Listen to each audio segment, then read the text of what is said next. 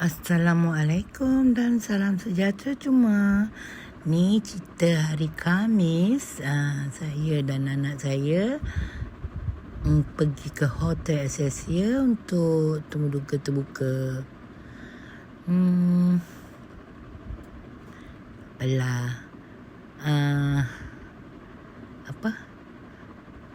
Ni pengalaman pertama dia lah pergi temu duka kan. Jadi untuk mengelakkan daripada sampai lambat dan tiba tepat waktu, saya dan anak saya hari Rabu tu dia balik kerja, abang dia hantar kita orang berdua terus pergi ke hotel yang berdekatan dengan hotel SST tu. Nama hotel tu Hotel Anderson. Sebab hotel tu tak jauh daripada hotel yang nak pergi tempat temu duga ni kan. Saya teman dia sebab nak jalan kaki dari hotel tu pergi ke situ, macam saya risaulah juga kan. Dia seorang perempuan, bahaya juga kan. Ni dekat Ipoh lah.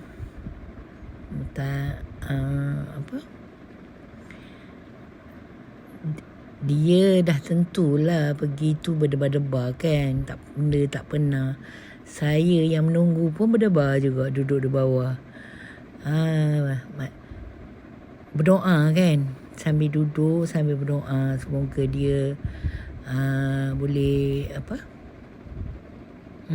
tenang nak hadapi, nak menjawab soalan-soalan tu.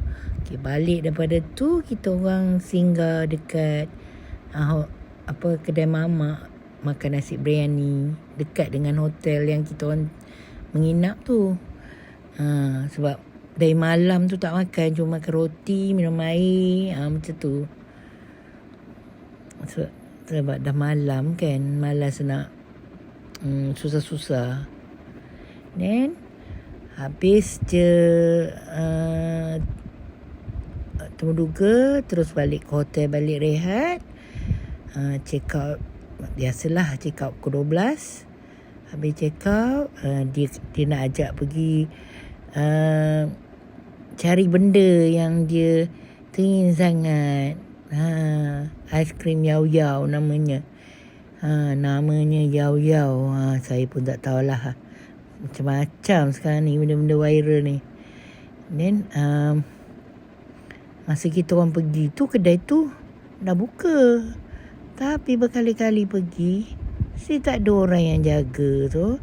Kita orang pun lepak lah dekat Mary Brown sambil minum dan makan-makan yang ringan-ringan je kat sini. Sebab perut dah kenyang kan. Sambil menunggu.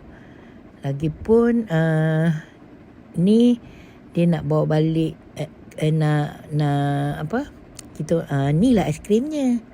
Patutlah dia craving sangat. Sedap rupanya sedap. Lepas tu balik tu dia bawa saya naik kereta api. Saya tak pernah naik kereta api. Ni first time saya naik kereta api. Tu yang dia nak bawa sangat saya bawa naik kereta api. Dia selalu naik. Okay lah. Ni pengalaman pertama naik kereta api.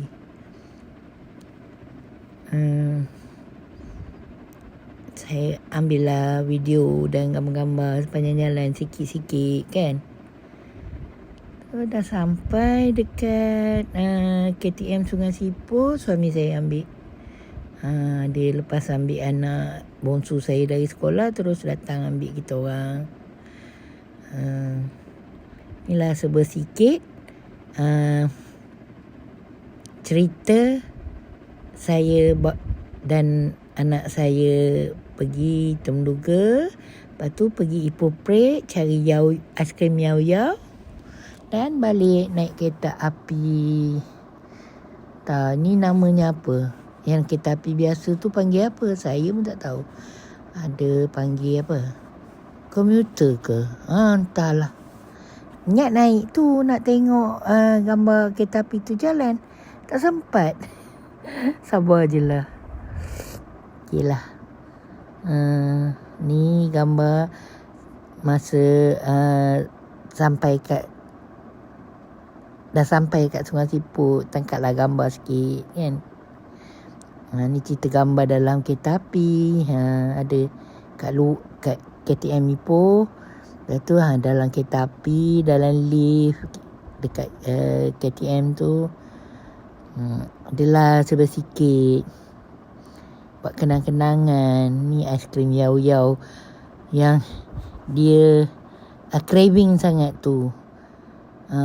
Tunggu Yau-Yau tu sampai berapa jam dekat Ipoh Parade tu. Itulah ceritanya.